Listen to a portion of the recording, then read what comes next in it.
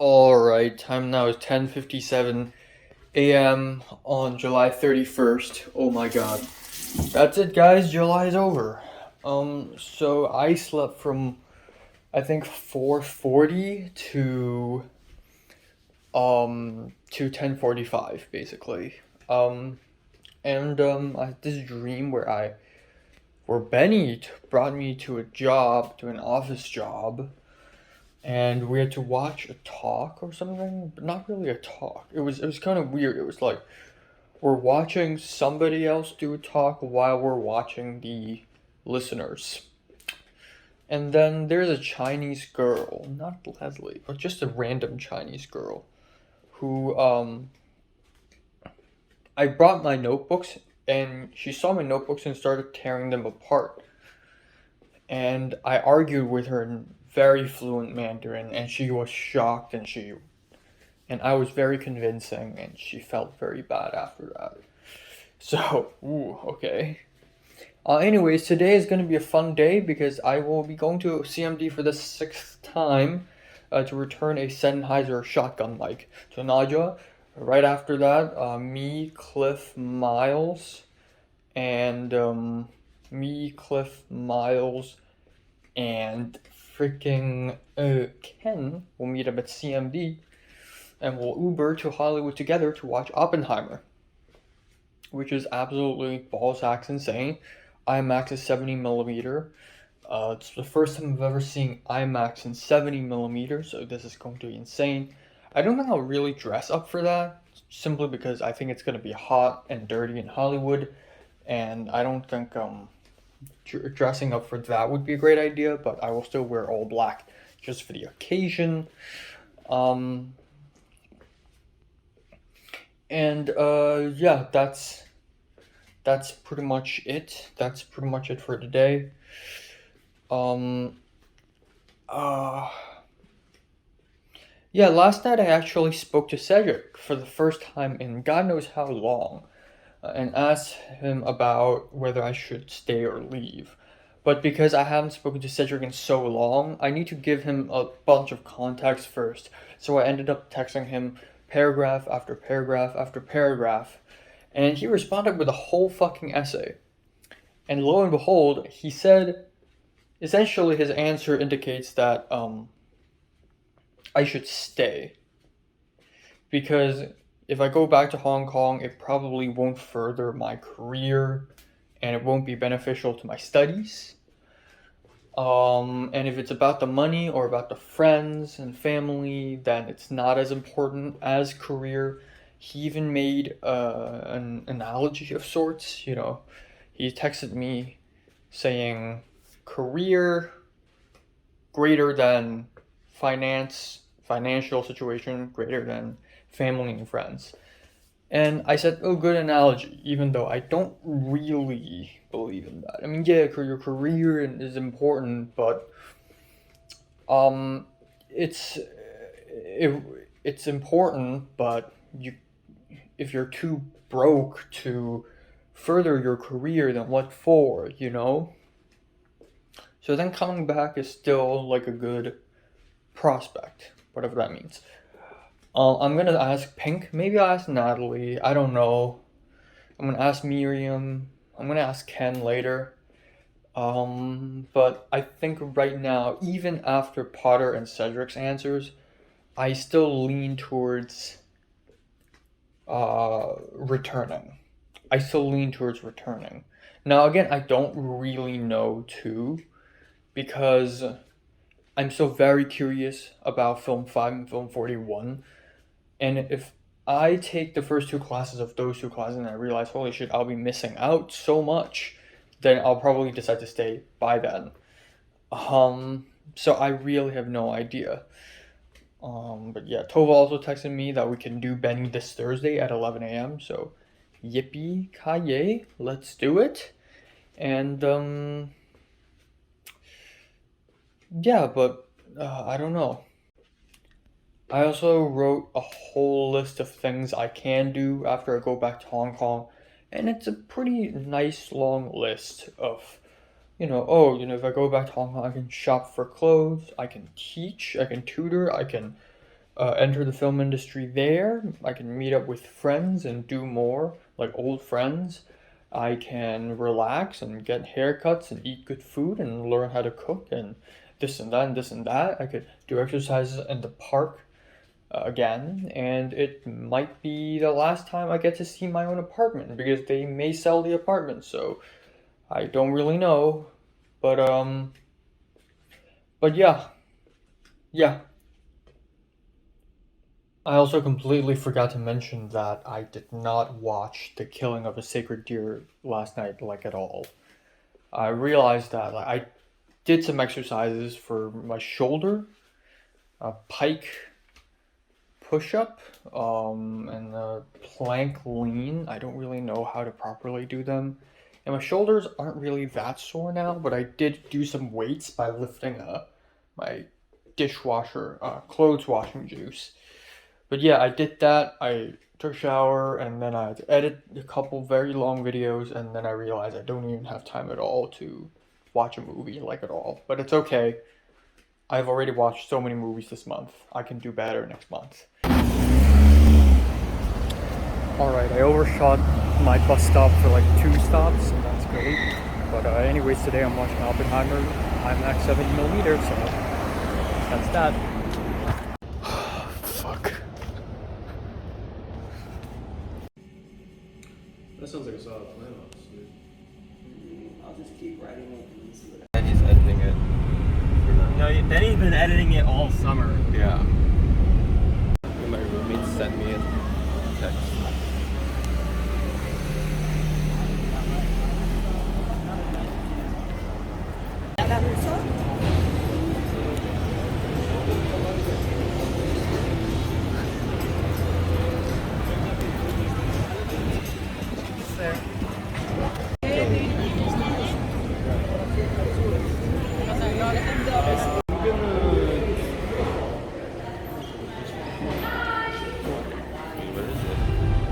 And paradox that not everyone can accept.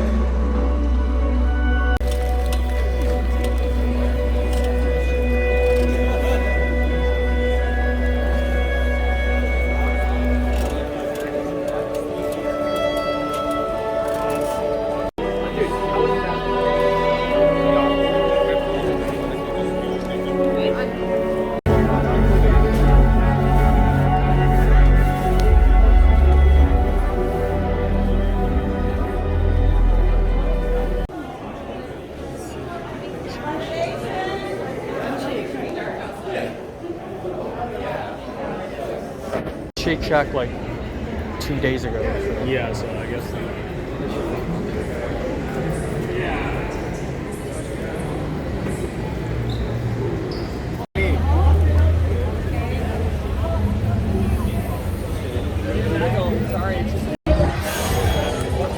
The Bronze Age! The Bronze Age!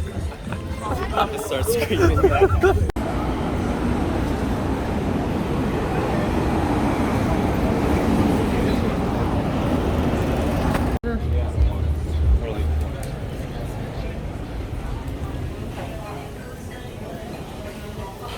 Favorite film?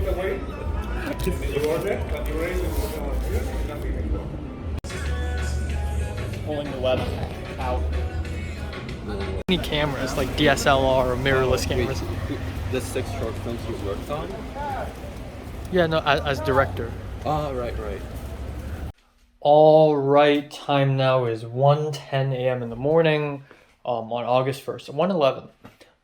Yeah, so I finished dinner, which is some instant ramen noodles, some bok choy, some pork slices. It's very much a lunch, like portion size and like the scale of cooking.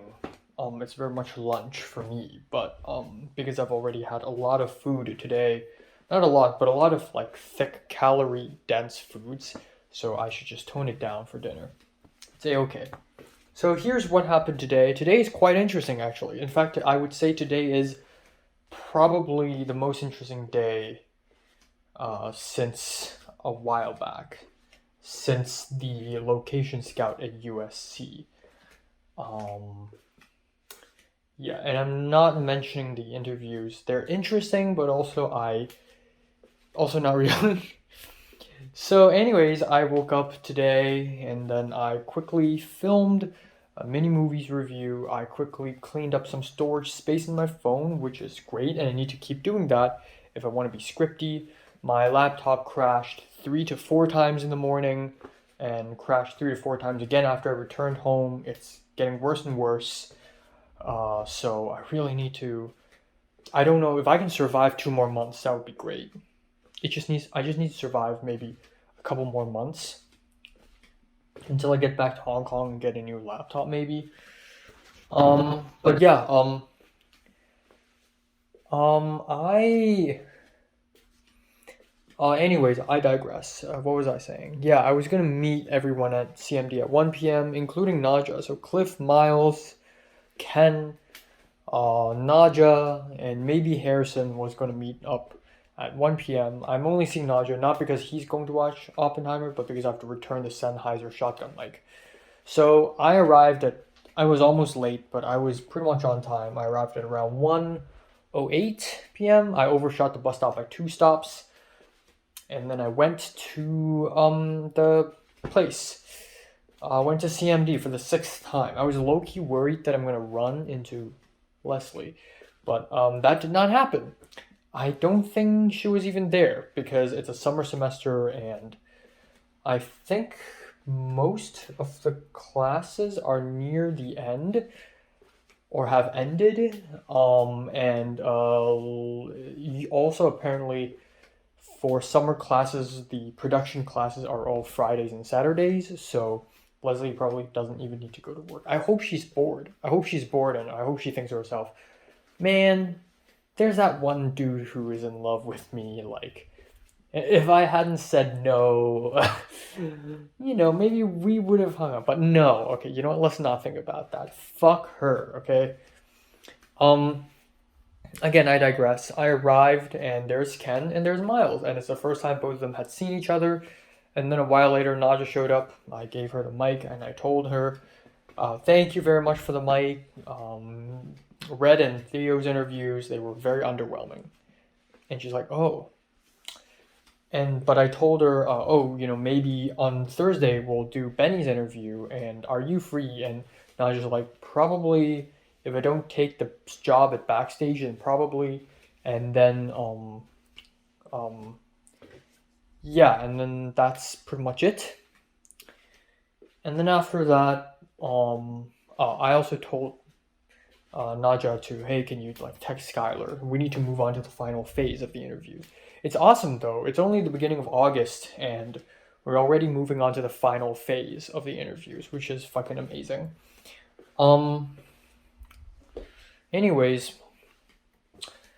goddamn hope Gustavo responds. Anyways, originally, so Cliff can't make it to CMD. He got a stomachache. So Cliff is preparing to call an Uber from his place to CMD to pick us up and then to go.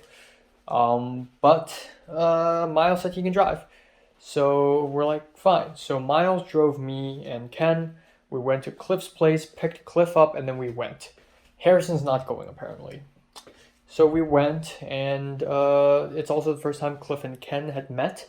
So it's pretty interesting. Worlds collide. But hey, if I don't link them together, they'll link up anyways next Film 33. And it's good to bring them together so that they can, survive together. So, that's great. So, all thanks to Mr. Detective. I have created an alliance, Anyways, we zoomed over to the Chinese theater at Hollywood and we were late by 10 minutes because of traffic. But it's a-okay because apparently they're playing trailers. Normally IMAX 70mm theaters don't play trailers, but the Chinese theater is one of the 2 only theaters in the whole world that does that shit. The other one is AMC Universal Studios. So we got real lucky. We went into the Chinese theater at the last trailer, and I even got my hands on some physical tickets. But yeah, it's a really beautiful theater. Also feels like a Disney theme park. It's beautiful at the same time really janky. People just go in with tank tops. like Ken, who wore a tank top. But I'm glad I didn't like dress up fancy because Hollywood is so full of shit and weed and cigarettes and crazy people. So yeah, I'm glad I just went in with chill clothes and chill shoes and whatever. Sat down, watched the film.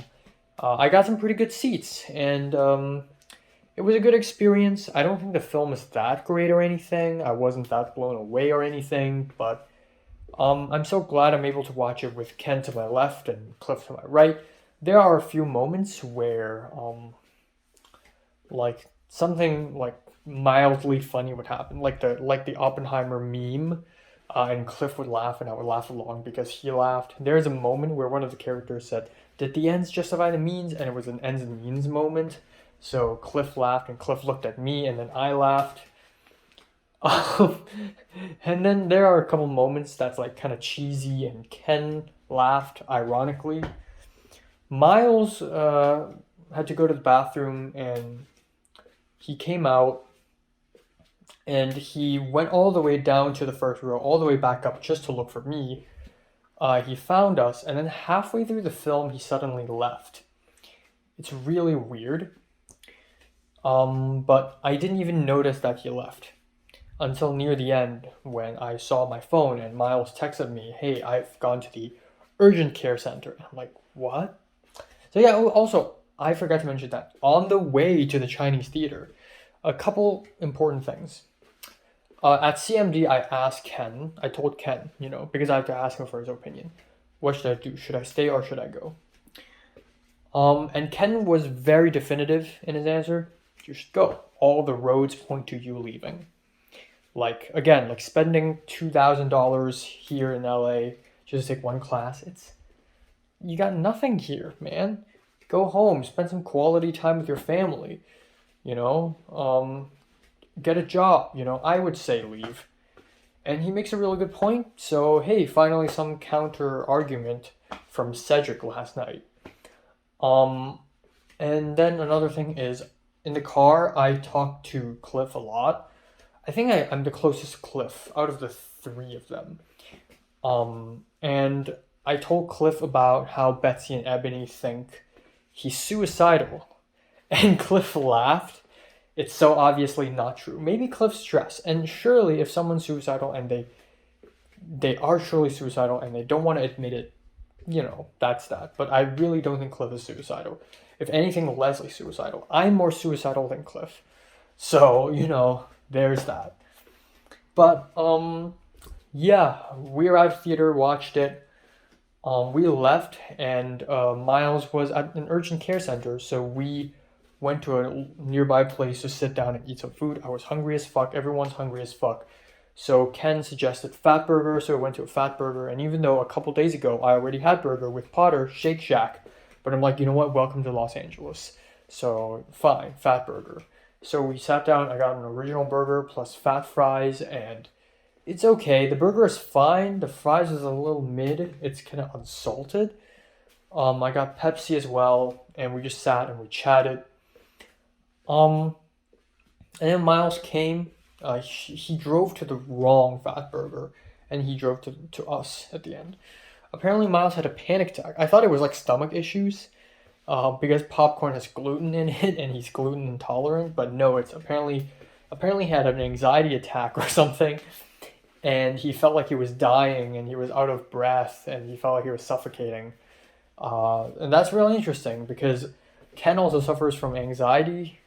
So Ken was like, "Hey, next time like how do you feel?" And I tried to not talk to Miles too much about that attack because I know that's like not a great idea. But Ken was like asking like, "So what happened? Like what really happened?" And Miles like, I don't want to talk about it, but I also don't want to withhold information. And Ken was like, "No, you're good. I'm just asking because if next time that happens, next time we hang out, I have pills." So there's that. It is so funny how we film students are so fucked up. But no, but it's pretty that's the situation. And then from then on out, Ken was really quiet and awkward for some reason. Like he had a very serious face, and he was like staring at me and staring at Cliff. And I don't want that to be the case. I wish Ken and Cliff and Miles would all just get along so that they can survive together at Film 33. But I think Ken was just really tired. And also, if I was Ken, I would probably also be quiet because, like, it's just two strangers. Normally, if I see strangers, I'm like, ooh. But today I was really active. I spoke with everyone. I was smiling all the time. I was like the poppy, joyous one of the four, which is so weird and out of character for me. I think that's because I trust those three people. Even though I'm not even that big of a fan of Miles. I mean, Miles is a good guy, but he can get really jumpy and ADHD. And, you know, I just can't really keep up with that energy. But I still kept up, and it was fine, you know. I and Cliff spent so much time looking at memes. Apparently, Crucio keeps sending Cliff and Ariel these really weird texts. Like, this is fine, ... for now. Or the most important thing is ... show up.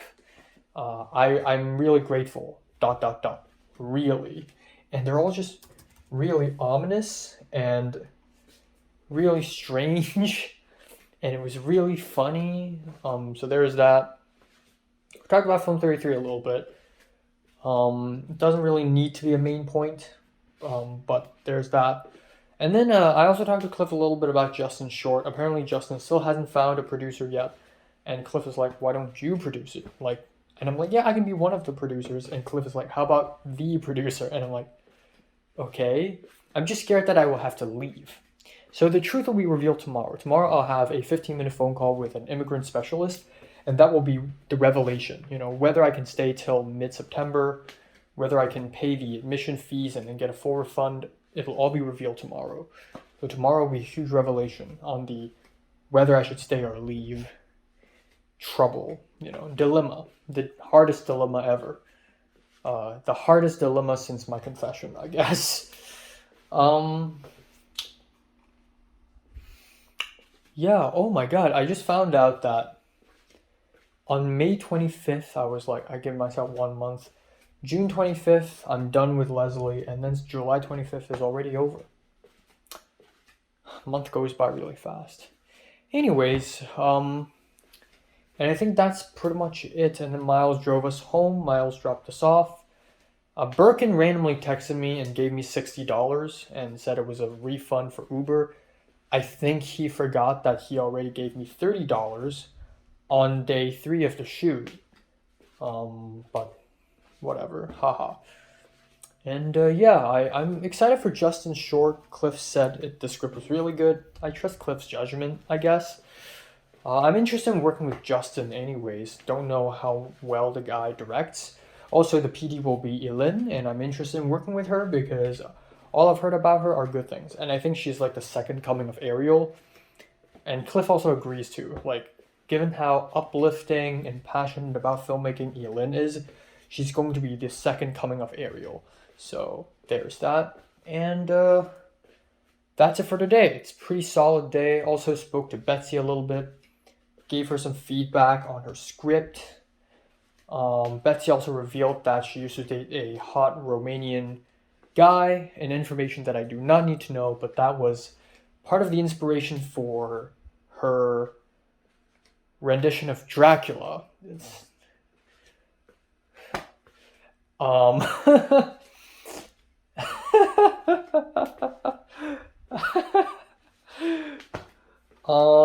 and yeah, that's it. Also, Leslie liked my Instagram story. God, and she's still using her own face as her profile picture. So every time I see her on Instagram, it's actually her fucking face. God damn, she's so cute. Can you just fuck off? Please don't remind me that you exist, okay? Okay, I just wanted to add that just now, okay, before dinner, I filmed an 18-minute long Oppenheimer movie review, and the review is fucking amazing. I accidentally deleted that video, and I didn't freak out because I thought, okay, well, I have Moby Saver, and given that I just deleted it, and then 2 seconds later, I realized that I deleted it, if I try to restore it now, it should be okay. It always works with MobiSaver. Like, there have been so many times, like at least 20 times, where I accidentally delete a video, and then MobiSaver would just save it for me. Laptop doesn't work, but it works on the Android. Like, laptop with any recovery software, it will never work. Like, once it's gone from the trash bin in the laptop, it's gone. But in here, if I delete it in a gallery, it should go to MobiSaver, and then MobiSaver would save it. Fine. So I scanned it, I found it, and I can't restore it. It's 1.58 gigabytes, and I can't restore it. And I started to get really nervous, and I'm like, no way I'm going to film this review again. Then I was like, hold on. The phone itself should have a trash bin. So I immediately Googled, and turns out there is, and then I found it, and holy fuck, I saved it in the nick of time. So, yeah, I got it. I fucking got the video. So, this is one of the few times that technology did not disappoint me. Alright, time now is 1:30 p.m. on August 1st. Holy shit, my voice. Welcome to August. Woo! We've made it, guys. We've made it to August. I slept from 4:45 till like 1. I woke up by the alarm, actually, because I don't want to oversleep, because today at 2:30 p.m. I'm going to have a phone call with a counselor of sorts. And then, yeah. I had a dream. I have a pretty thick dream, but I forgot like most of it. The only thing I remember is I met this Japanese girl whose name is Yuna. And she started speaking to me in Japanese, and I could understand her, but I couldn't respond back in Japanese. But she was really impressed. And a while later, I tried to look for her again in this giant mansion, and I couldn't find her. But I think I fell in love with her, or in the dream I did. And I just really, really needed to see her, and it's just, yeah, that. Anyways, today's gonna be a pretty chill day again. I will go to Nijia Market to buy more food, for real. If I can, I'll probably go to Target to buy some dishwashing soap, because we have ran out of it quite heavily. And yeah, that's pretty much it. I pretty much don't have much to do, like, every day. Again, that emptiness, that nothingness, it's there. But yeah, again, the thought of me going back home is really strong. And after what Ken said yesterday, though, I feel like I have all the more reasons to go back home. You know, I can still be a fly on the wall for the next Film 33, because I can keep talking to Betsy, I can keep talking to Cliff, I can keep talking to Ariel about the next Film 33. And those three people are like the key people, so I'll be like in on the juice. And also, like, I can come back to LA in like early December, so for the climax of Film 33 I can be there. I will be there, and I can be there, so, you know, it's not a huge loss. And then for all the movie screenings I'll be missing out for at Aero Theater and Landmark and whatever, I won't miss that much if I just leave for 2 months. And they also replay a lot of movies. Moving is really tough, but I've done it before. I got moving protocols in my Google spreadsheet. Like, I know how to move. Yeah, I think going back home is really like a really huge prospect. I don't know. I just, yeah, and I realize it's kind of unhealthy for me, like in terms of romance, even though I don't want to think about that, but I want to, like, again, like I said, I want my first one to be a Hong Konger. Because I want to start from ground zero, and I want to know what I've missed out, is all. And once I'm done with my number one, which I hope I'm never done, because usually that's the case. Usually I fall in love with someone, and I just want to spend my time with them forever. But if it's done, then I would be a lot less careful with number 2, you know? Because by then it wouldn't have mattered as much. But my number 1 is like the most important. You know, Leslie would have been a great first.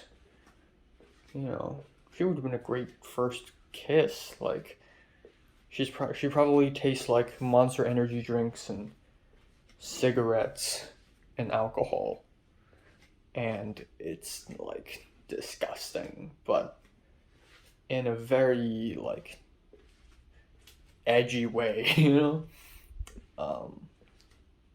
She would have been great. Oh well. But yeah, actually, I want to start working on a feature film script. I know I was gonna start working on this badminton script, but I realized that I actually should write the script I should work on right now is actually Visions of Darkness, which is a script about moving on from a crush, because that's exactly what's happening to me right now. It's about Mary, but in some ways it's also about her. And yeah, that's it. That's it for today. Nothing else. Yeah, nothing else. I ended up not watching anything last night. I ended up not finish editing the Oppenheimer review either, which is hilarious. But if I can, I'm gonna watch some anime and a movie tonight. So that'll be all. Yippee-ki-yay. Oh, I just got back from Nijio Market. This is what I got. I got some spicy tuna sushi for tonight. I got some onigiri for tonight as well. Ooh, rare occasion salad box, tofu. This is for breakfast. We got some sausage buns, a ramen, seafood cup, curry. This will be the last time in my life doing this shit, so might as well go off anyways. Some grape juice thing, I don't even know. Mango flavored mochi ice cream. We got ourselves a couple of onions, a couple of carrots. You see where I'm going. I'm buying this, so I'm also getting this and this. Some yuzu salad sauce, some beef cubes, and then some big bok choy. $50. Alright, let's get the water to a boil. And then let's assemble our soup materials. First of all, we got the lotus root. Hopefully it doesn't overflow, because otherwise I'm going to be a little bit angry. That's a lot of lotus. Okay, it may overflow. Okay, hold on. I made sure to fill this thing to a T, because I'm scared of the water drying up.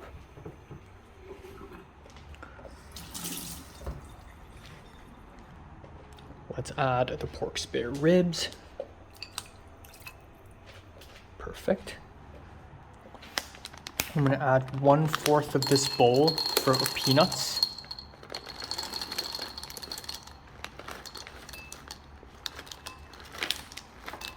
I think that's enough. I don't know. Is that enough? Let's add a little more. Okay, that's enough.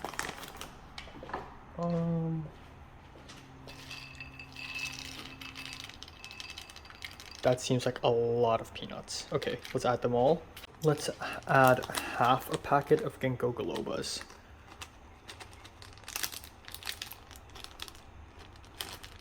Okay, that's enough. Let's add 2 sweet dates.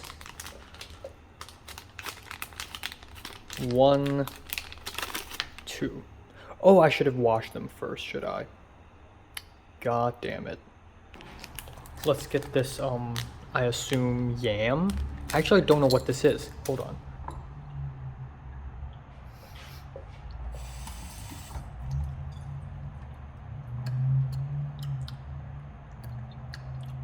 Okay. I don't know what this is. I'm just gonna add them all. Fuck it. Ah.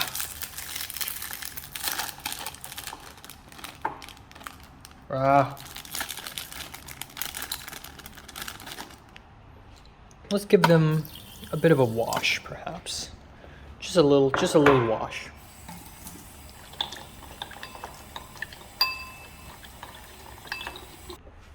and let's add them into the soup. Alright, time now is 9:49 p.m. I still haven't had dinner, but yeah, just gonna quickly talk about today. Another very uneventful day. Almost pretty much didn't speak to a single soul. I did speak to Michelle a little bit. So yeah, I spoke with the counselor today at 2:30 p.m. over Zoom, and you know, the truth is revealed, and right now so a couple questions are answered. One is, how long is the latest? When is the latest I can stay? And apparently the latest I can stay is September 25th. Here is how we got to the math. So right now it's summer holiday and I can stay for sure, and I can still keep taking classes. But the refund deadline is September 10th. And then on September 10th I have to submit a form to withdraw my I-20. And then after submitting that form, I have 15 days to leave. I have 15 days.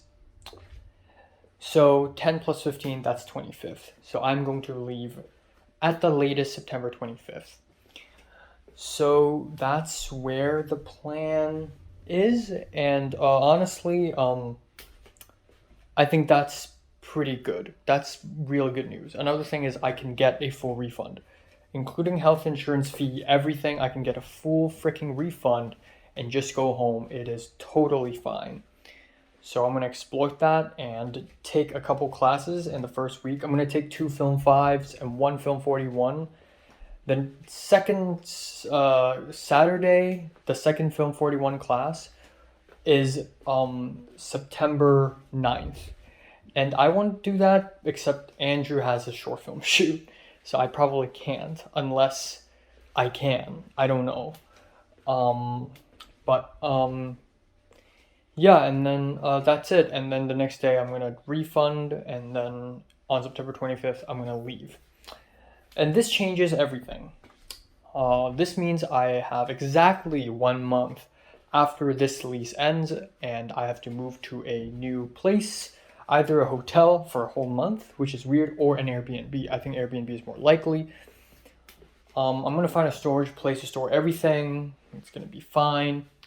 And then I'm going to go home. I immediately called my mom after that. So, and I told her that. And after calling my mom that, I think I've already made my decision. I don't even need to ask Pink or Natalie or even Miriam for their opinions on what I should do. I think I've made my decision. I think going home is the right choice.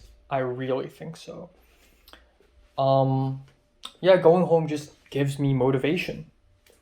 The idea of home just gives me motivation all over again. And also, like, what's the big difference anyways? What's the big difference? I was originally gonna plan to go home in winter anyways. Like, it's not that big of a difference, actually. If I stay in my community college and until the end of the semester and then go back to Hong Kong and then come back in December again for USC, then I have like what, 10 days? Go back to Hong Kong, get used to the jet lag, and then suddenly I need to go back to LA again. It means nothing. Might as well go earlier. Also, if I go back to Hong Kong in late September and then return to LA in like mid-December, that's like 1.5 months. That's not that long, actually. A lot of, like, we all think, oh my god, it's 6 months. It's going to be 6 months, like half a year. But actually, no, because July is already over. I'm spending all of August here. And then I need to go back to LA a little early in mid-December. Maybe after Christmas, maybe before Christmas. I don't know. But yeah, it's just 1.5 months. It's not even that much. So if I can leave a little earlier, that would actually be even better. That would actually give me a lot more time. I just realized this. 1.5 months is actually not that much. It's pretty much the same length as my break from round 2 to round 3. You know, mid-December to late January. It's pretty much the same length. So might as well. So yeah, I think I've made my decision. Very much so. And then yeah, and then that's pretty much it. I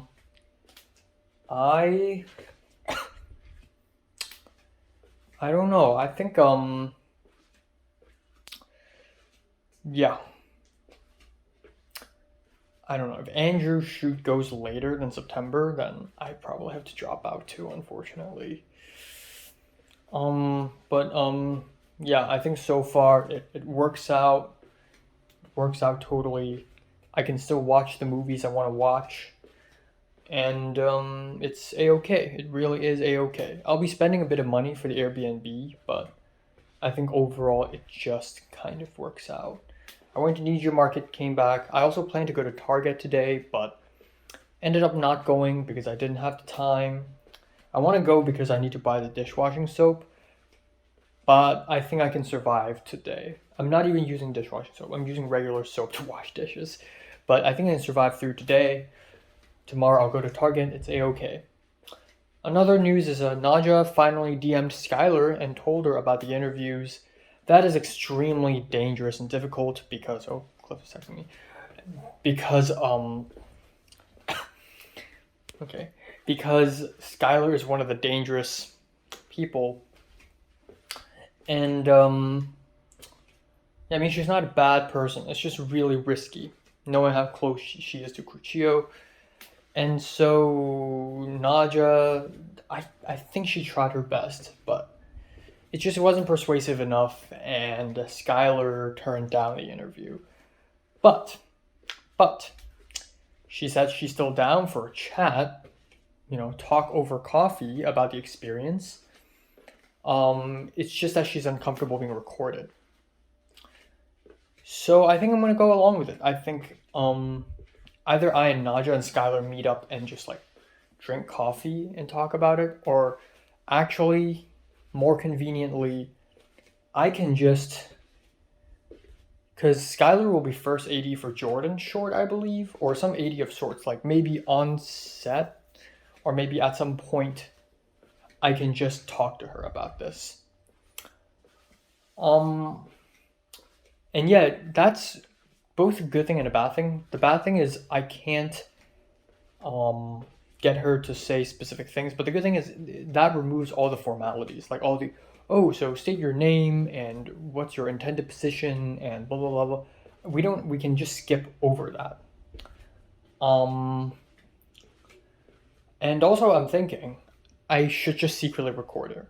Might as well. It's very unethical, very immoral, very illegal as well. But I'm just gonna secretly record her. I'm not gonna put any of her in the documentary, in the fake one, or the surface one, the surface level one. The deep cut documentary, she's gonna be in it, but that's just a deep cut. So yeah, I think I'm gonna just secretly record her. I don't care at this point. I'm gonna just get my hands dirty, go low, But yeah, this confirms the idea that I'm gonna put out a secret. I'm gonna put out a documentary, but then also have my own cut of the documentary, so that everyone will be watching the fake documentary, but I have the real one. Is all. So I expect a lot of positivity on Red's end, maybe some negativity on Theo and Jonathan's end, but mostly positive documentary, so that if Crucio finds out, it's going to be like, okay, well, at least most parts of the documentary is really positive. So, yeah, but then, of course, there's a real documentary. I hope people doesn't find out, but if they do, they will find out how sneaky of a person I am. And that's pretty much it for today. That's pretty much it. I'm brewing soup for the second time. This time I'm trying out lotus root peanut soup. I'm very excited to taste it. It's in the brews right now. And yeah, that's pretty much it. Not much else to talk about. Excited to go home. If I can leave earlier, I would actually. I hope Justin makes that short film earlier,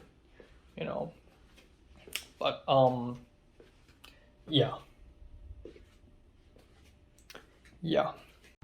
All right, my dinner is ready. Let's try the soup. Oh my god. So pork ribs. I don't know why, but I feel like a bunch of pork ribs from my soup just disappeared. Like I remember adding so much more. Also, this is only half a bowl in that pot. I'm gonna drink the second half soon, but yeah, okay. And then some lotus roots. I taste tested it a little bit. It seems pretty bland. So we'll see. But it definitely has the color that I want. But yeah, probably tastes pretty bland. We'll see.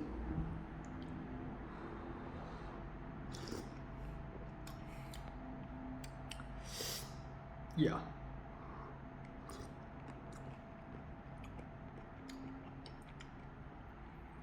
Eh.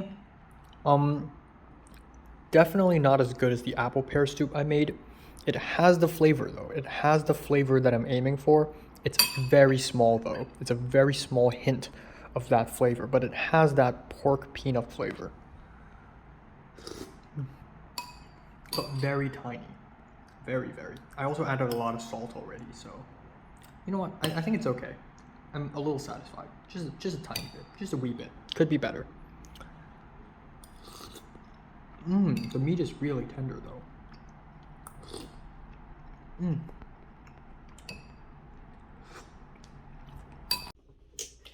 All right, time now is 2:27 on August 2nd.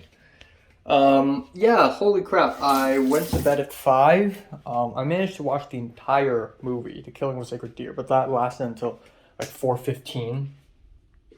So yeah, I fell asleep, went to bed and fell asleep at around 5 a.m. and I woke up at 2:15. So you know, my sleep schedules keep getting more and more fucked. Yeah, I had a bunch of dreams, and they were also messy. That they're also tiny and messy that I pretty much have forgotten them all. But I had a bunch of dreams. I'm pretty sure. So yeah, today's gonna be another extremely chill day where I have nothing to do and I'm gonna sulk in my bedroom and feel bad. But it's okay. I wanna, again, I'll do a couple reviews. I'm going to walk to Target to buy dishwashing soap, to buy soap, to buy some cereal and maybe some snacks if there are, and some meats, and then I'll walk home. Probably under the heat, but I don't want to pay for a bus ride.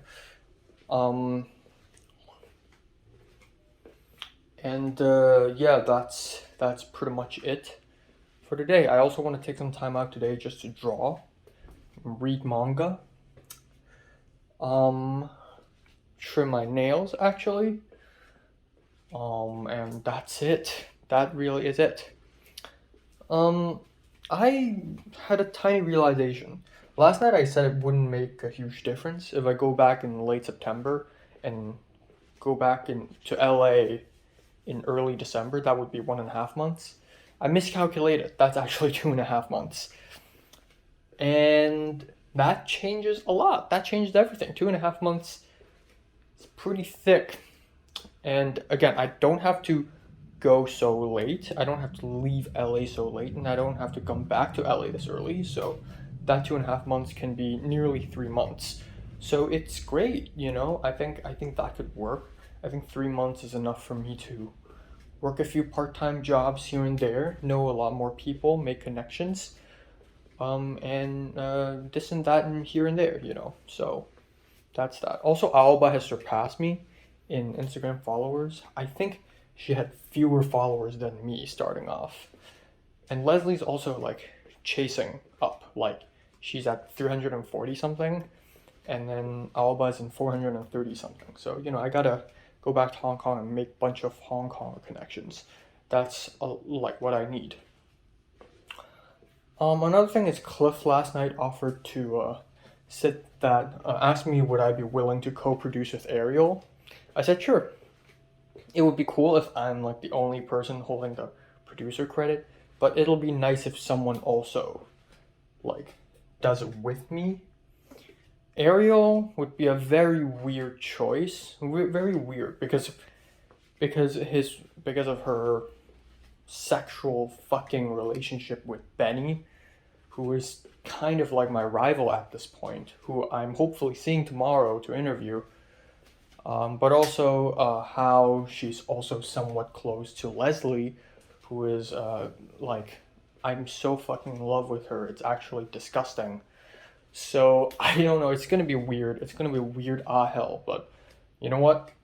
It's all right. It's all right. One for the experience, I guess.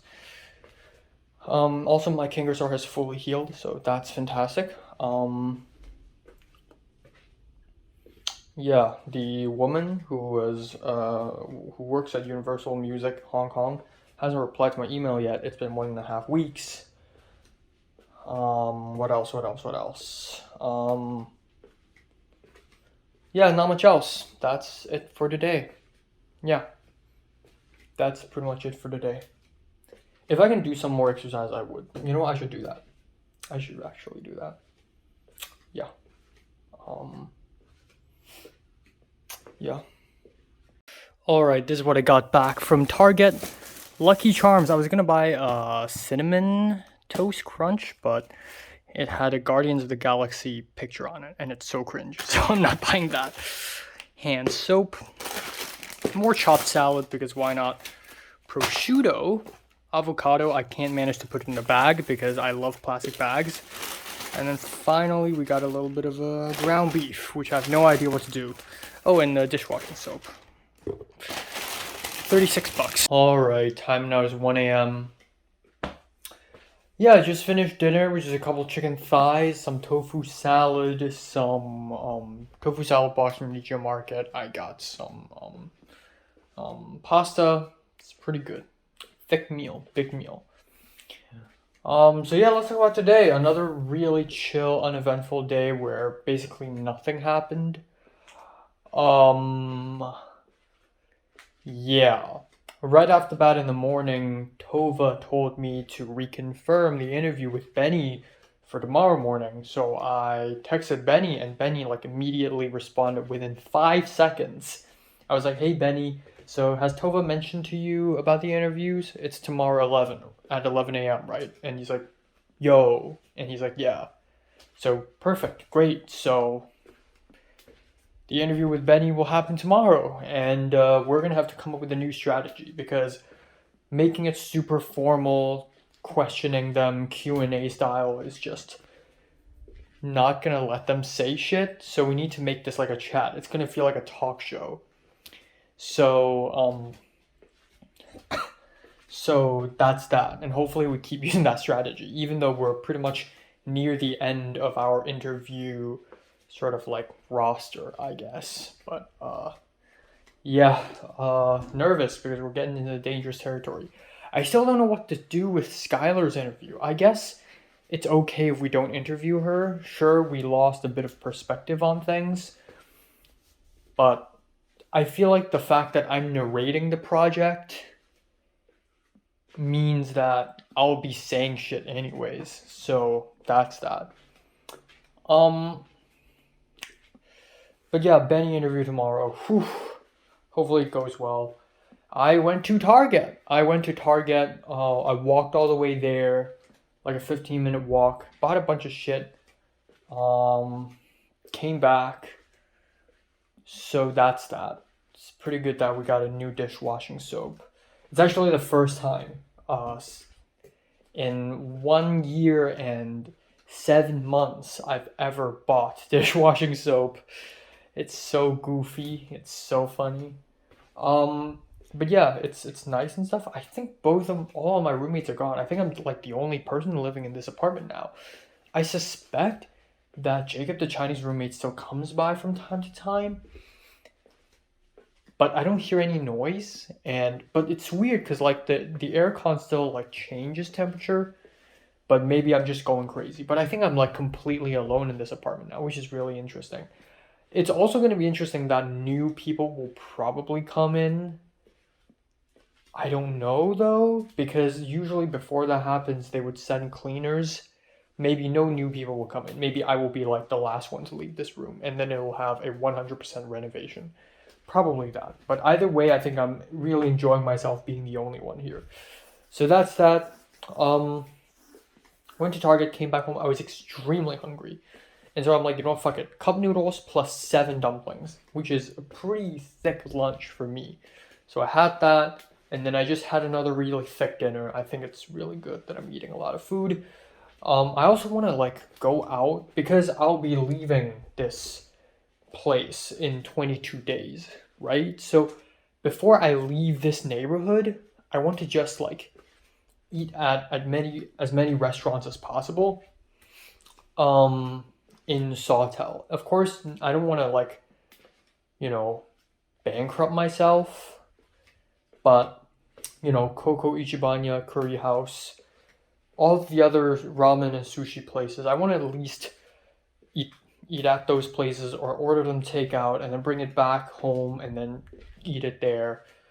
I want to do that more frequently because after that I'll be completely gone, and I don't know when will be the next time I'll live in an area where there's a lot of Japanese food. Maybe never again.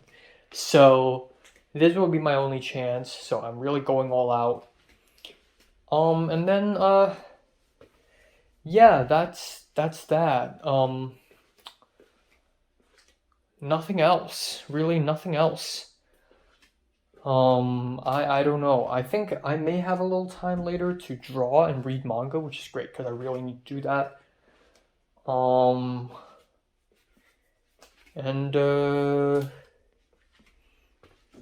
Yeah, I don't know. I'm actually really excited to be scripty for Andrew and then produce with Cliff and Justin and Ariel. Just because even though Justin's not like really near the center of the cobweb, like me, I'm pretty much, I wouldn't say I'm dead center, but like I'm near, really near center.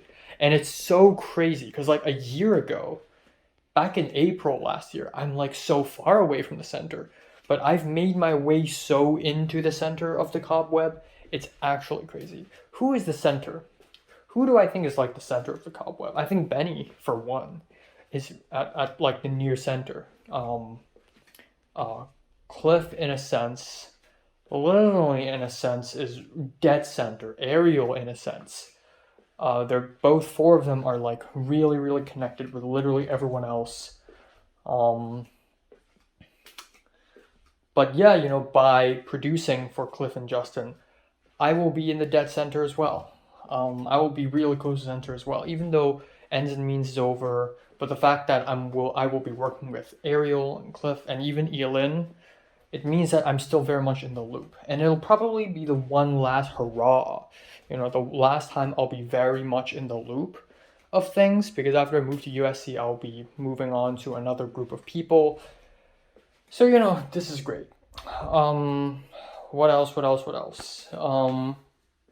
Yeah, I think it's for real that I'm leaving. I think it's for real. Again, it's actually quite attractive. The idea that I'm staying in Hong Kong for 2.5 months is actually really attractive to me. You know, like I think I'm actually gonna go back.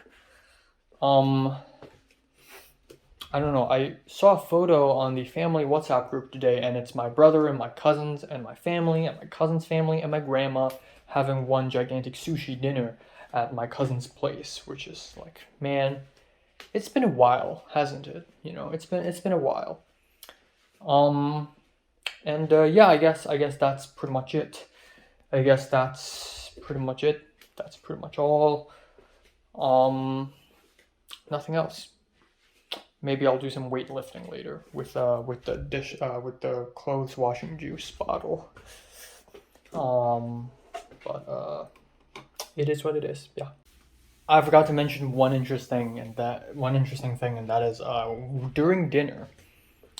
So I think before Candace and Michael left, they opened the window blinds all the way, which I hate, but I was too lazy to close them back.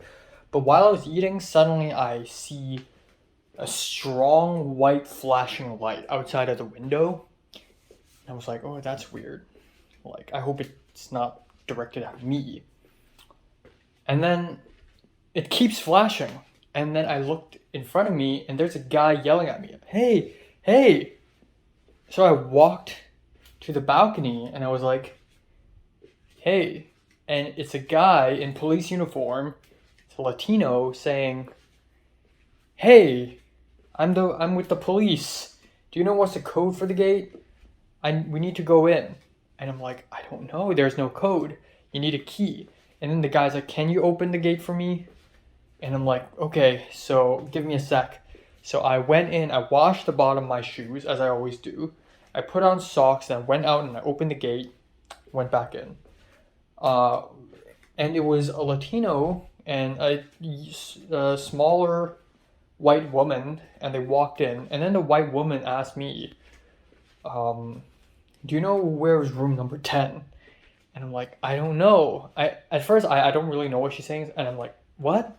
And she's like, do you know where's room number 10? And I'm like, I don't know. There are multiple floors in this thing, so it could be like room number 10 here, room number 10 upstairs, I don't know. Anyways, I don't want to mingle with the police, so I immediately went back to my room, and that's very weird, but that's that. Alright, time now is 9:23 a.m. on August 3rd. Why is my hair so bad? I don't know. Yeah, I slept from 5 a.m. to like 9 a.m. 9:10. But I didn't immediately fall asleep. I did fall asleep quite fast, but it wasn't immediate. So it's less than 4 hours. I feel really bad right now. My original plan is I'm just gonna do a review very early in the morning, and then I'm just gonna go. But I don't think I have the energy to do any form of reviews right now. I just don't. So I'm probably just gonna go do the interview with Benny at the main campus, and then I'll come back, I'll do a re-sleep, I'll wake up, and then I'll do the review. That's probably how it's gonna go.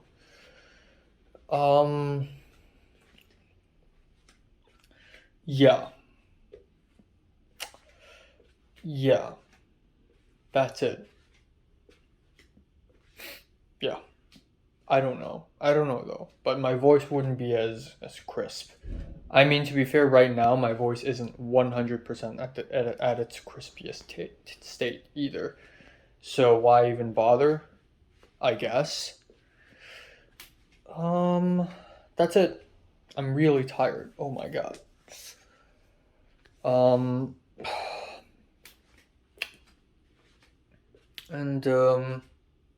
Again, I'm still excited to produce with Cliff and Justin. I actually dreamt about him. It's kind of a complicated dream, but I got lost. I got abandoned by, like, by some people in a restaurant in some city that I've never been to. And then Cliff shows up out of nowhere and orders an invisible pizza. And I wanted to film him eating an invisible pizza. There's also another guy, like a big man, who like took care of me. I thought he abandoned me, but he came back and he took care of me. And I was gonna do something with food. It was like, I don't know. I was gonna mix two things together. It's a really weird dream. Not really weird, but you know, in nowadays standards. So yeah, I'll be doing the Benny interview. Again, I and Tova will be changing up our strategy a little bit. We'll be making it like a talk show. Also with Benny, because Benny's such a wild card, it's that the things that Theo, Red, and Jonathan won't talk about, I want Benny to talk about them. So the interview will be extremely long because I'll just like make Benny say everything. And that's like the strategy of the day. I'll make Benny say everything. So, yeah, we'll see what happens. We'll see. I also want to have lunch outside. I don't know. It's fine if I have lunch at home today. It's just that I can't think of what to eat for lunch. Again, I have nothing to eat for lunch.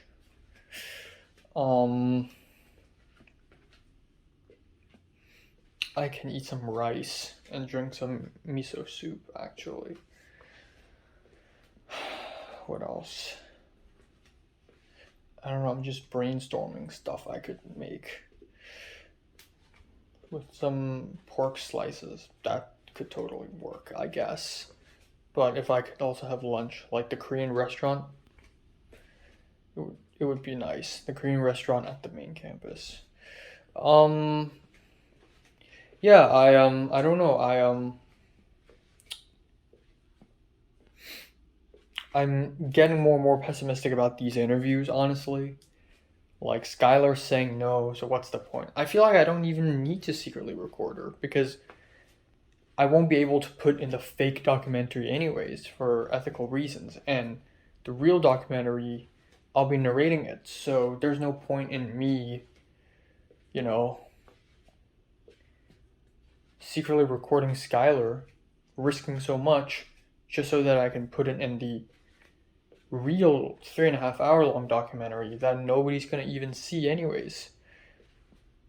So what for, you know? So I should just let Skylar go, honestly. Same with Gustavo, I don't know. Same with Liam. And if Carly says no, then well, I guess we tried our best. If Carly says no, then I think it's only reasonable that, yeah, we go through after Benny, we do me and Tova, and that's it. All the interviews have been done. But I should at least try to get Gustavo on a phone call. I should at least try to get Liam and try to get Carly. And then after that, it's done, I guess. It's good enough. I think with what we have is already great enough, you know. Besides, the more I think about the fake documentary, the one that's 40 minutes long, the more I think it's going to be like half of it is going to sound very positive anyways. So I don't even need people to say too much negative shit. So, yeah. One more small thing to mention. One of the reasons why I slept so late last night, I watched 2 episodes of anime, not 5. I planned to watch 5, I ended up watching 2. But I ended up drawing. I drew. Yes, I did. I spent like 40 minutes drawing myself. Photo of the L word. Which I actually kind of like. It's very masculine, but I find myself more comfortable than ever drawing a face. It's still neutral, and I'm still struggling trying to draw a face that is not neutral. So the third picture I tried to draw Natalie, but like slightly to the left, and it was an absolute disaster. I have no idea how to do that. So I'm gonna focus on doing self-portraits of myself when it comes to like, you know, non-neutral faces. But yeah, I think I'm getting better and better, and hopefully at some point I can just draw a face in like 2 seconds, and of anyone off the top of my head. I think that would be some kind of talent.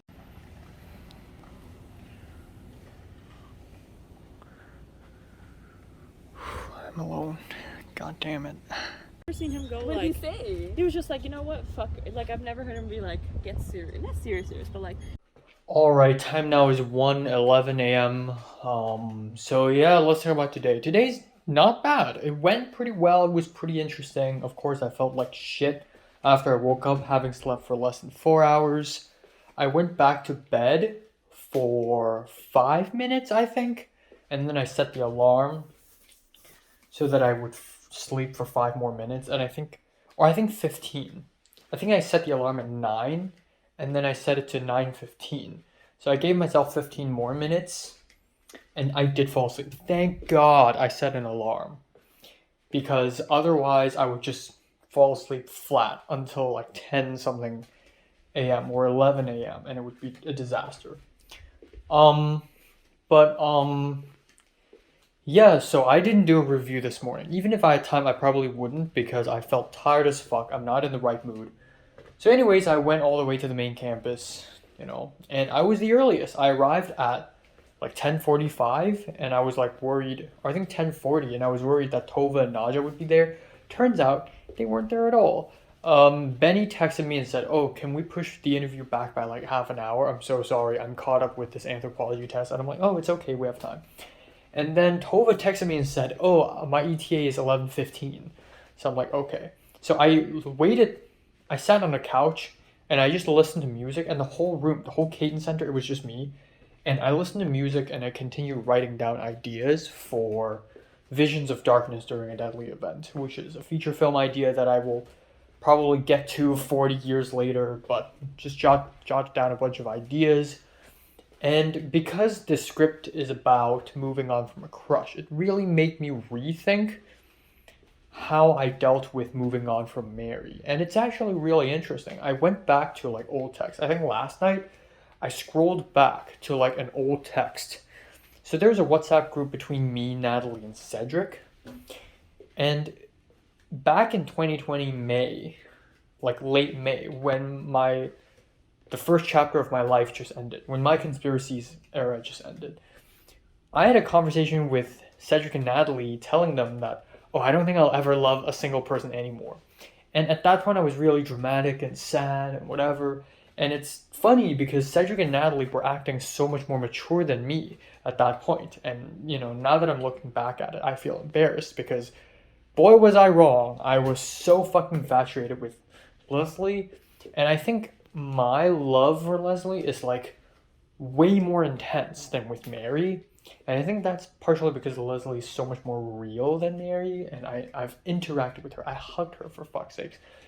Mary didn't touch me at all. I think the only time Mary touched me was like her hand tapped on my arm on the victory day. And I think that's like the only time she's ever made any physical contact with me. Like at all. Like not counting forms 1 and 2. But like Leslie's touched me multiple times. Like she slapped my shoulder, she's hugged me, we shared vape together, we indirectly kissed. I mean, not to brag, but I indirectly kissed a girl. Which is so fucking lame, by the way. By the same logic, I also indirectly kissed Potter by drinking his chocolate milkshake. When we had Shake Shack together, I tried his milkshake and I was like, oh, same straw, but you know what? Fuck it. You know, it's 2023. You know? But still, Leslie giving me her vape was something special. You know, it was something special. I enjoyed that. But anyways, I digress. But I had so many ideas in my mind about how I moved on from Mary and the things I would do to move on from her. You know, how I would go to Kowloon Tong and I hope I would run into her by accident, but I also hope it wouldn't happen. And like how I thought to myself, ooh, what if I talk to Grant and Grant talks to Oliver and Oliver talks to Mary? Like, would that be possible? But I just let go at the end. And I think that's like the best way to deal with it. And that put me in perspective with what I'm experiencing with Leslie now. And that is, it's going to be okay. Half a year from now, a year from now, who is she? You know, it hurts now, but I can move on, you know. So today, it wasn't a huge revelation today, but today, when it comes to Leslie, it still hurts, but I think I'm a lot more like awake and clear on this matter.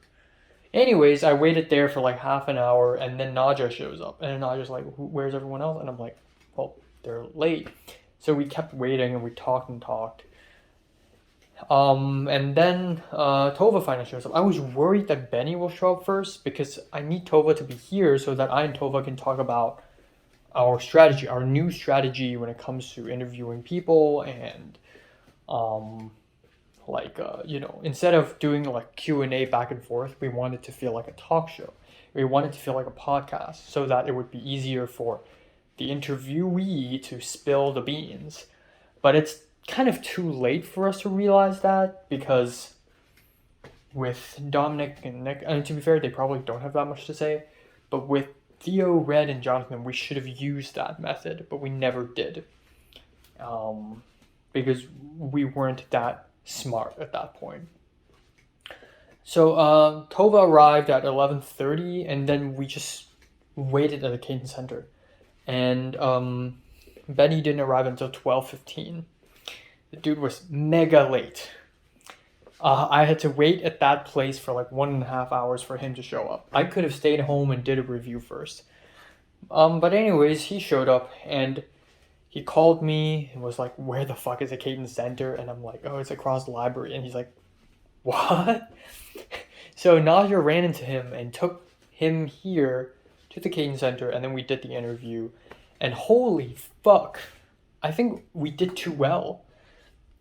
I and Tova and Nadia too, we did this talk show method.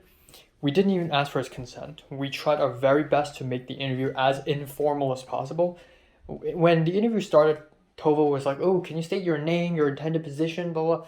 I was like, oh, please don't do this formal thing. But after that, it became super informal to the point where every 5 minutes we would just digress. And it's we. Like, it wouldn't be just Benny talking. Like, Tova would be like, "Yeah, and she would add a sentence. And Nadia would say, like, paragraphs worth of sentences. And we would constantly distract ourselves every 5 minutes, 4 minutes. And it would be really, to the point where I started to be a little annoyed. Like, I wanted to keep, like, the interview going because my camera's running out of battery and running out of storage space. And obviously, we all need to go home. Tova was going to go to math class, but Tova had to skip the class because of today. So the interview went on for 3 hours, and we realized that it can't go on. We're all really tired, so we decided to do a part 2 in the future. So yeah, it was kind of wild, and I think this might be the best interview so far, because Benny did not hold back, like, at all. He talked every shit he can talk about Kuchio. Kuchio has said quotes that I and Tova did not even know. Apparently Kuchio was like, when Kuchio and Benny were dealing with the churches, Benny was like, "Oh, is it okay if I talk to the priests about this?" And Kuchio was like, "Benny, all I care about is this rectangle. Everything else, it's yours." And it's so fucking bad because that just implies that he wants all the students to do slave labor for him. And then there are also some tea. So before the interview begins, Benny told us that he slipped up and told everyone and their moms about the interviews as expected. And I and Tova were like, fuck. But honestly, again, it's expected. I just didn't expect that this would happen this fast. But Benny is just such a loose lip guy. But Benny told Ariel, and Ariel basically told everyone. I think Benny told Carly already. Ariel told Tyler. So Nadia didn't tell Tyler. It was Ariel who told Tyler. And then Ariel also told Cliff, I think. And then, anyways, like, tons of people know. And then at some point, Benny, Ariel, Burke, and Liana went to a bar together. And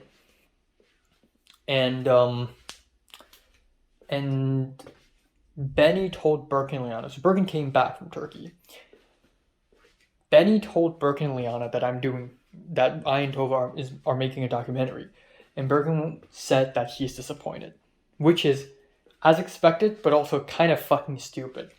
If you're saying disappointed, then you're expecting that my and Tova's documentaries are negative.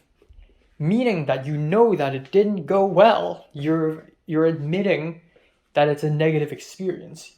Because we have never specified that the documentary is about all the shit. But now you've just admitted to it. But anyways, it's good that by the time Birkin found out, we have already interviewed like 10 people or 9 people minus Benny. So we have already gotten to like most of the people we needed to interview. And also with Benny's interview, I managed to get him to talk about things that even Theo and Red couldn't talk about. Things like Theo's emails or the fight between Sitlali and the art department, and even Ava's mental breakdown. So that was really interesting. I think we got through at least 3/4 of all the questions and all the topics we want to cover anyways, and we talked about literally everything. With Benny, I wanted him to talk about literally everything. Simon the PA, fucking the location scouts, all that stuff. So it's great. He also mentioned Leslie quite a bit, and when he talked about Leslie, I know that's going to be like one of the things that he's going to bring up, and I'm not going to feel very great, but he has to for the doc. But when the camera's not rolling, he talked about how apparently Leslie's so much freakier than he expected. Apparently, Leslie has a lot of boy toys, and she's really weird. And apparently, on the pickup day, she told Drew and the Indian professor that her sexual orientation changes depending on her hair color. And then both of their reaction were like, okay. And then Leslie continued to joke saying, oh, if it's green, then I'm into a guy. If it's purple, I'm into a girl. Of course, it's a joke, but it's, quirky, I guess. And hearing that, it's just another really conflicted moment where I want to hear more, but also don't, because hearing more is unhealthy for me. It's unhealthy for my mind and my well-being. Oh man, fuck. I love it when people describe girls that I like freaky and weird, because that's exactly that reinforces my type so much. And also boy toys, like what the fuck does that mean? Does that mean like she's a sadist and she's sadistic to people for her own pleasure? Because she definitely like toyed with my feelings, if that's what you're referring to. But I don't know. I really don't know, and I don't want to care anymore. It doesn't matter anymore. In the 0.0001% chance Leslie walks up to me in the next month, if we magically run into each other at CMD and say, hey, I'm sorry that I said no, I actually meant yes, can you please date me? Well, too fucking late. I'm going back to Hong Kong, and after I come back, I don't want to see you ever again, because I don't trust you anymore, okay? You're a bitch. You played with my feelings, you lied to me, you treated me like shit, and I'm sorry, I just can't do it. I'll just have to be mature about it. So let me finally, for once, be more mature than you, because I'm supposed to be more mature than you. So, that's that. Alright, just cleared some more storage space. Let's continue a little more. What else were there? There were a myriad of drama. Like, I've been hearing drama in the last few days, but none of them are really that interesting or anything. I talked to Potter and invited him to watch Burning together on August 7th. So, yay, more money wasted to watch a film. But also, yeah, I guess that's that. And honestly, not much else in terms of drama that Benny has shared. Obviously, Benny's more up to date with the stuff. Maybe it's small, but maybe Andrew K, the tall Jewish white guy, will join Film 33 next semester, we don't know. Maybe Jean, the old white woman, will join Film 33 next semester, we also don't know. But if they both do, it's going to be very fun, especially with Jean, because Jean is an angry, grumpy old woman. Andrew's fucking amazing, though. He's an amazing dude. Super nice. Anyways. And then, of course, I don't know if I've mentioned this, because it's not the first time I know this. Today's not the first day I know this, but Benny and Errol's relationship aren't really that great either. I mean, yeah, they're hanging out, they're having sex, apparently. Apparently, Benny has kissed up Kuchio's ass so much that when he and Ariel was about to have sex, he received a notification on his phone saying that Alcie's Instagram Live or podcast is on, and he has to stop sex just to see the live, which is just ridiculous. And again, like, in many ways, I and Benny are parallels, except I'm like the sad, failed version of him, especially with my relationship with the girl, with Leslie. But yeah, anyways, I don't want to talk about that anymore. But the interview went really well. Almost so good it's become annoying. We stopped at 3:30, but even after that, I and Naja and Tova continued to chat for like 1.5 hours until 4:50, because Naja has to take some time out to upload audio files to a laptop, to a Google Drive, and then it's a whole like mess. Like she doesn't have enough space in her drive and everything. And then we just stood at the walkway, the giant walkway at the main campus for like a good 20 minutes or 10 minutes where Naja showed us pictures from the set of Sprinkles, which seems really fun. Good for them. Oh yeah, another drama I forgot to mention. It's not huge, but Benny and Zach actually talked about me. Like spent a whole hour talking about me and how amazing I am and how much they like me. That is before the pickup day when I texted both Benny and Zach that asking them if I can join the pickup day, and both of them ghosted me. And I know for sure that they are ghosting me on purpose. But it's just that they don't want to say no to me, but they know for a fact that Kuchio won't let me go. But yeah, it's funny that happened. I feel so important, even though like Zach, you know, fuck that guy, but you know, I feel so important. Oh. But yeah, that's one pretty interesting bit. But at the end, I emailed Kuchio directly and got denied going to set. So, yeah, that's that, I guess. And then, yeah, I mean, I'm actually really curious what Kuchio thinks of me. Like, he probably thinks I'm really weird because in the first half of the semester, I really kiss his ass. Not extremely, but to a degree, yes. In the second half, I start to flip and like hang out with Tova and Liam and started to like take BTS shots and, you know, and Kuchio's getting bad vibes from me. He's probably like thinking like, who is this guy? Is he like Two-Face? Is he a snake? Like, what is the deal with this guy? Well, I'm a complicated man. One thing I can say that I'm definitely better at than Leslie is that I'm more complicated than she is. And I'm proud of that shit, you know. I got layers, man. You can't decode me in one go. I mean, you can't decode Leslie in one go anyways. Like, she is also a bit of a maze herself, which is what makes her so damn hot. But again, fuck her. Let's not talk about her anymore. So I came back home, and it was already like 5:40. I had to take 2 buses back home. And I was dying from hunger, but at the same time, I'm also really sleepy. So what I did was I immediately ate a Snickers bar and 2 biscuits, and I immediately took a shower and just went to bed. That's it. And I didn't even set an alarm. I'm like, you know what? I hate the sound of the alarm. I'll just naturally sleep, and if I wake up, I wake up. And I thought I thought I wouldn't be able to fall asleep at all, period. I did. I was that tired. And I slept for, I think, from 6 something to 8. So it was like 1.5 hours.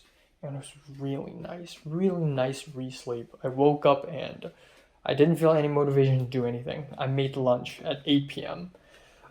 Thus, this is why I had dinner at 11:30. It's just my entire schedule is just pushed back. But yeah, you know, it's fine. I won't go anywhere tomorrow. I think I'm staying at home the whole day.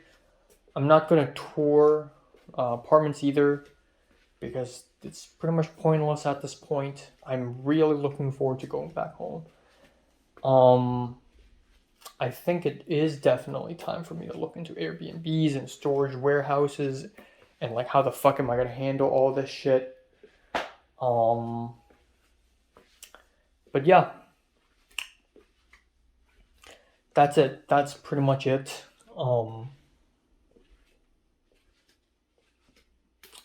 Yeah. I'm also really looking forward to producing Justin's short with Cliff. And Ariel and Elin will be there as PD. Chances are Leslie will be there. So it'll be very interesting. Like, just because Justin is Cliff's friend, suddenly all the important people and big names are dragged into the project as well, including me. And my name is Vic.